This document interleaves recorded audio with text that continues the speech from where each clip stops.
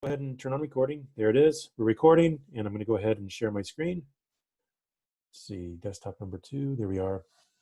Okay, and so this is kind of where we left off yesterday on Wednesday with the second part of the demonstration. Today's the last part. I did do a few things just while I was goofing off here. I used the dodge and burn tool. So in this case, I look for either this lollipop or this fist icon. I went the fist icon, so the burn. And I just started to darken up our ground around the horizon here, and then let it sort of fade out a bit to brighten up. So obviously, there's a couple of things here. One is that this I think looks really incomplete. We see a pretty lousy looking horizon here. There's no depth to this once you get past the foreground here. And so now what we're going to do is we're going to add, I think is something really important, the vegetation, trees, things like that. In the background here in Illustrator, I already have opened up the tree pack that I gave you guys, treesilhouette01.ai. And we'll be copying and pasting from Illustrator into Photoshop again, just like we did with the human scale figures. In this case, what I'm thinking of first and foremost is I want to go ahead and start filling in the horizon line here with vegetation and start there. So I'm going to start with some trees and like try to make a sort of tree line that sort of hides this horizon way back here in the background. So they'll be small. So what I did is I started to select some of these and copy and paste them down here and arrange them in an order so that I could just select a bunch of them at once. Okay, so I might just sort of say copy and paste, Control C, Control V, and start to put some of these together. One of the things I wanted to do is sort of make some a little bigger and closer and some a little smaller and further off. I'm just going to go ahead and select all of those now and copy. I'm just going to paste them in. When I paste them in Photoshop, it's going to ask if I want to use a smart object or just go as pixels. I'm just going to say pixels. I'm going to hit OK. It's not going to convert to pixels until I hit enter here. And so I can resize these if I want without really accidentally pixelating anything, because these are still vector graphics until I hit enter here. So I'm going to go ahead and hit return. I'm going to copy and paste. And I'm just going to make a couple of these and try to fill in some of the stuff back here. I'm going to try to do it so that I don't really see too many things really repeating, which is, I think, important. And you'll see that might be a little easier once I fill this in and then start to clip things with my building outline that we made yesterday. If it gets too repetitive, what I can always do is take one of these new things I pasted and go to the transform tool. So edit, transform. In this case, instead of using scale, I rotate or distort like we did before. I'm just going to say flip horizontally. So in other words, it's just going to sort of mirror it. And then I can add a little more density here, just sort of build up some density at this horizon line. And do it one more time right here as well. All right. And so if you look at my layers, I've done this like 8 times. So I have layers 1 through 8 of just trees, right? I can turn them on or off. I'm going to go ahead and select them all carefully using the shift button, select the sort of bottommost and the topmost to select everything in between, layers 1 through 8. Once I have them selected, I'm just going to right click and I'm going to say merge layers. Okay. I'm going to put them all on one layer together. I'm going to call this background trees. I'm just renaming the layer now. So background trees. Now, obviously, these are supposed to be way off in the background, but they need to be sort of clipped back behind, so they look like they're behind the building. Sorry, I don't know why my mouse isn't working. Okay, there we go. That's a little better. So I'm going to go back to the Paths tab in my Layers box here, load this work path that I made yesterday. I'm going to hit this button here that says Load Path of Selection. What I'll do is the shape I cut out of the building, I'll load that now as a selection. I can go back to my layers and make sure I have background trees. I'm going to basically delete everything on the background trees layer that's within this shape that I drew that sort of surrounds my building. So I'm going to go ahead and hit delete or backspace. There it is. Okay. And so part of this is just adding depth.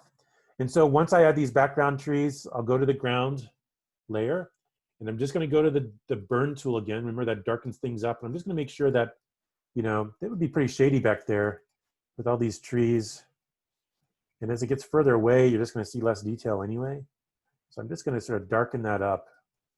Remember, when you use the burn tool, it becomes a brush, and you can change the size of the brush up here, as well as its hardness, and then the shape of the brush. So in this case, I'm using a round brush, but it sort of feathers out as a gradient. So it gets dark in the center and then sort of feathers out as you get further from the center. Okay, and I've turned the pressure down so I can, you know, do some more nuanced clicking and dragging here to sort of paint some shadows in. Okay, way off in the background. Okay, so that's adding some background trees. Now I'm going to add maybe some slightly larger, closer up trees, maybe in the midground. Okay. All right, so I'm just going to go and pick some nice trees here. Let's see, maybe this one. Pick that one. Why not? Copy. And I'll paste this into my scene. I'll make sure it's set to pixels and hit OK. I'm going to go ahead and drag this, and I'm going to resize it. So it's going to be a little bigger in the midground here. Still behind my building. Yeah, maybe right there. I'm going to rotate it around. It looks almost like it's leaning a little too much. There we go. That's a little better. I'll go ahead and hit enter. So there's another one. This is a little closer. So I'll take care of that in just a minute. And I'll trim things out in a minute. I'm going to maybe add one or two more trees here in this sort of midground. I just got to find some here. Maybe this one. That one's a nice full tree. There we go. Oop. Just going to make sure that I select it. I might have unselected. Oh yeah, see, I unselected it. Now I'm trying to scale it up. It's going to be pixelated. So I'm just going to go undo, undo, undo. I'll just re-paste it in. Sometimes you have to do that. Yeah, see, now it's still vector until I hit enter or accidentally deselect it here. And once again, I'm just going to have this sort of off in the background here. All right. These are two layers, layer one, layer two. They're midground trees. I'm going to go ahead and merge those together, merge layers.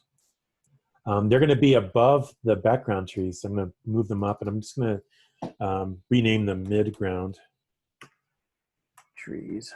All right.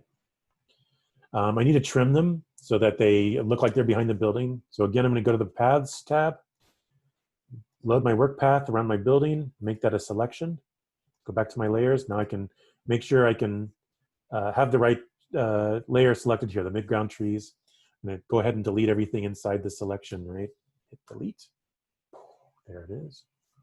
When I'm done with that selection, I can go ahead and just hit the select tool and click somewhere else so I don't accidentally do anything bad here. Midground trees, you know, they're a little closer. Maybe I'm just going to turn down their opacity a bit. Right, and that way it sort of adds yet another illusion to depth here. And there's some other things I'm going to do. Remember, I'm going to have to paint some shadows here on the ground, but I'll wait and do that towards the end. I'm going to put some foreground trees, maybe have something that's not even showing on the trunk, maybe showing in the frame, but sort of comes in here in the foreground. And maybe something that's much closer here to cast some shadows on the ground and stuff like that. So let's see here. Let's look at what kind of trees I have. This is where you can take some artistic license and just sort of, maybe this one. Take this one, copy. Paste. I'm just going to move this over here. Oh, darn. I had my selection tool. I just undid that. I'm just going to paste it again. There we are. What I want to do is be able to move this around, move it where I want to move it. Oh, come on, really? Okay. I'm going to blow it up in size. And maybe even have it so that you only see a piece of it, like right there. Yeah, why not? Have it coming right out of the frame. Let's see here. So maybe it helps us feel a little more immersed in the scene. We're not at eye level. I'm actually above the ground, like almost like I'm hovering, in a helicopter or something. Not quite that tall, but I'm up on a big ladder. So let's see. Let's pull this up. I'm just gonna paste this in as well. Resize that bad boy. There we are. Pump that there. Okay, and then with these foreground trees that I added, I'm just gonna select them and merge them all into one layer. And then move that, make sure that's above the midground trees here in the hierarchy, so they're on top of things. I'll call that foreground. Foreground trees, here we go. All right, so now we have trees in the foreground, closer to us, the midground, further back, the background, way in the background in the distance there.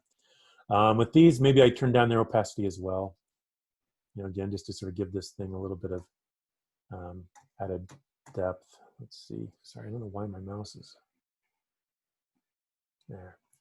All right. Okay, so let's say for now, I'm gonna go ahead and select all of these tree layers. I'm just gonna lock them so I don't accidentally move them around. I'm gonna make sure my ground is unlocked. I'm just gonna start to paint some soft shadows onto the ground for these trees. And so again, I'm gonna go to my dodge burn tool. I'm gonna make sure it's set to burn. And here's where I'm going to be really careful about, maybe increase the hardness just a little more, but I'm gonna change the size.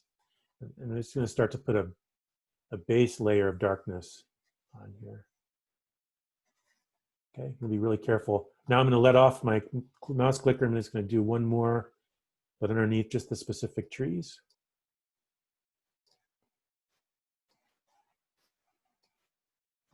I'll even put one over here. One more there. All right. And now I'm just gonna make that cursor, sorry, that brush a little smaller. I'm just gonna go over. Oh, come on, here, sorry. I'll just use my touchpad here. Just right where that tree hits the ground, right? Just to make that the darkest spot. All right.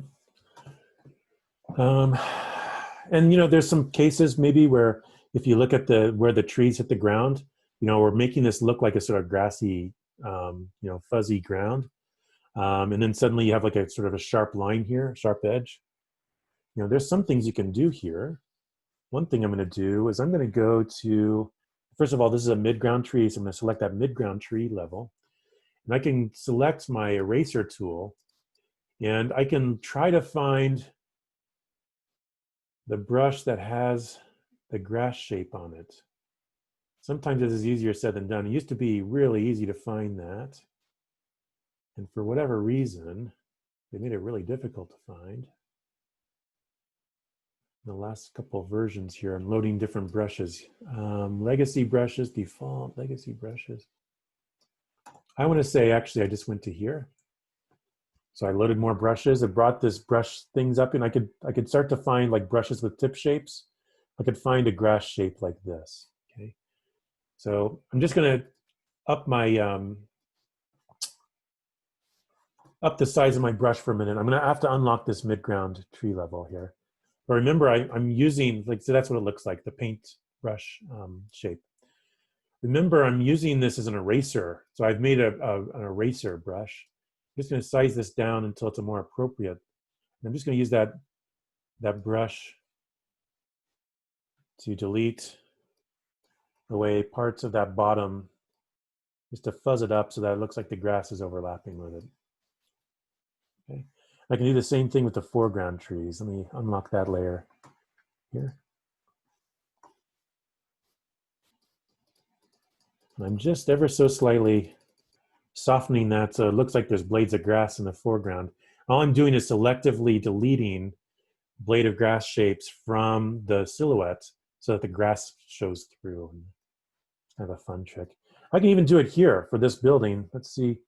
If I go to base drawing, I can go ahead and unlock that. Now, I tell you what, actually, I think I deleted the ground underneath there, so I'll save that for later. Anyway, there we go. So now I've added some trees. It looks a little better. It looks like there's a little more depth to this. I've hidden the horizon line as well. Again, I can go through. You just want to be really careful with that burn tool. Let's see here. I'm going to increase the size and find the ground again. I'm just going to just darken a few things up here, closer to the ground. And then there we go. All right.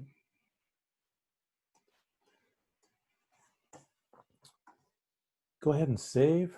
There we are. So now we have a scene with vegetation, with ground cover. I've added all the rest over the last 2 days. I think there was a few other things. Let me just double check. But I want to say, let's see, what am I missing here? Anything am I missing? Oh, birds, right? We could always add birds. We could always add more people. So let's add the birds, because I actually added that as I gave that to you as another layer here. Let me just open that up in Photoshop. Open. Try to find the birds. I think I gave you this PNG file called Kiss Clip Art Bird Silhouette. I don't know, whatever that was named. I'm just going to, it should have a transparent background already, so I'm just going to copy. Sorry, select all, so Control A, copy, Control C, and then go back to my scene here and paste them in, Control V. All right, there they are on their own little layer here. Now it's layer 1, and I don't know where it's located here. I'm going to have to change that. Birds, go ahead and rename it. I'm going to move it up here so that's up towards the top here. And I'm going to go ahead and select all these other tree layers that I had on. I'm going to go ahead and lock those so I don't accidentally drag and move them around at all. Same with that ground. Once I have that ground set, I'm going to go ahead and lock it for the time being. I can always unlock it later, but just want to make sure I don't move things around unnecessarily or by accident. That happens sometimes. There's nothing more frustrating when that happens, to be honest. Okay. Sorry, usually I'm better at, here, let me see if I can just use my touchpad here. Just select these birds. Just have them flying through the sky somewhere here in the background. Maybe shrink them down, make them a little smaller. Put them over here. And look, you know, they're kind of dark. One of the things you can do since they're flying around is you could always go to Filter, Blur. There's several different types of blur here. Motion blur is what I want to look at. I'm going to say pick motion blur. I'm going to try to add a blur to these. The motion blur settings box, there it is. I have to pull it off from my other desktop here.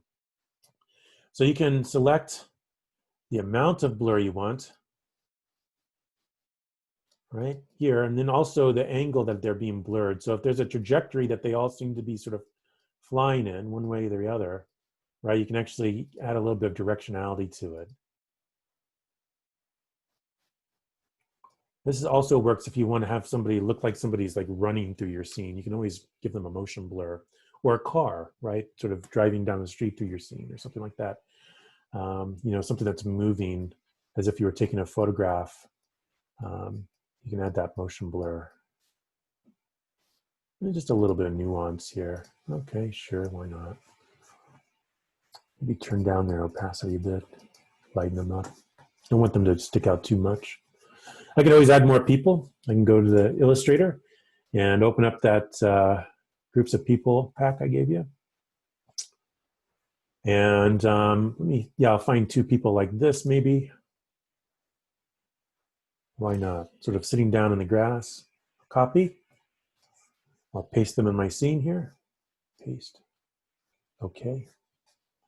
Go ahead and try to select and drag them over and zoom in. Just want to be careful here. Relaxing on a nice day. Maybe under the tree here. Again, this is another example where I'm going to need to sort of, you know, so they don't appear like they're sitting on concrete. Like I want to sort of soften up the edge where they would be hitting the ground and say sitting in grass. So I'm going to go ahead and use that brush tool again. I'm just going to soften this up. Let's see here. I can do that with my.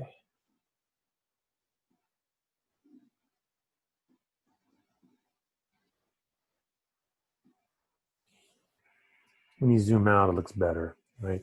Just sort of soften them up so they looks like there's, grass in front of them, grass behind them. And again, I can always go back to that ground layer. I don't know why this mouse is struggling so much. There we go, ground. Unlock that, get my burn tool again, just add a little bit here. I'm gonna shrink down this brush a bit. Just gonna add a little more darkness right where they're sitting, right? Give them a little bit of a shadow on the ground. Right? So again, from here, it's just about painting and doing some other things, right? You know, this would be casting more shadows. I might get a little darker here. So here's where I'm gonna up the sides of my brush a bit and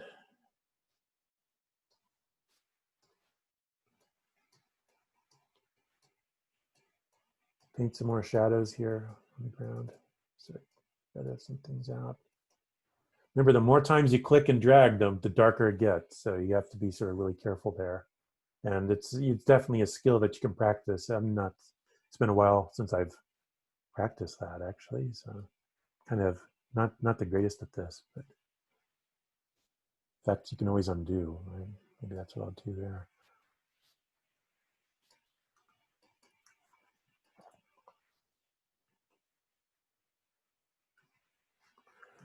All right. But those are the basics of Photoshop in a nutshell, right? So we're doing a lot of selecting, we're adding and copying layers, we were doing some trimming, we saved selections as paths, working paths, so we could load them up later. It's all about layering, then it's all about changing coloration or adjusting brightness or contrast using the dodge or the burn or dodge tools. And sort of trying to create a collage where everything sort of looks like it belongs in the scene. Okay. In this case, you know, our base drawing is kind of bright, right? Which isn't such a bad thing. I don't mind that. But if I thought that was a little too bright, I could always go here to either brightness and contrast or to exposure. So I can knock down the exposure and darken that up if I wanted to. Right. Again, you can find all of these brightness, light, and color settings under image adjustments, and then it pops out with things like saturation and hue and all of these sorts of tools that are helpful, right? So I could darken that up if I wanted to, give it a little bit, or I could brighten it up. Of course, if you brighten it up too much and it looks downright silly. So I'll just tone it down a little bit. Yeah, look at that. Yeah, not so bad. And you know, I'm not so convinced that this is the right scale for these folks. I would just be careful about scale. They might be a little taller, you know, but if you start to add people, you know, in depth, you know, it's always about sort of figuring out where they are at the same distance. And then as they move further back, again, resizing them, trying to keep the eyes up, and then, you know, you basically scale from the bottom up. So. All right, so with that, I'm going to go ahead and stop sharing for the time being. And I'm going to go ahead and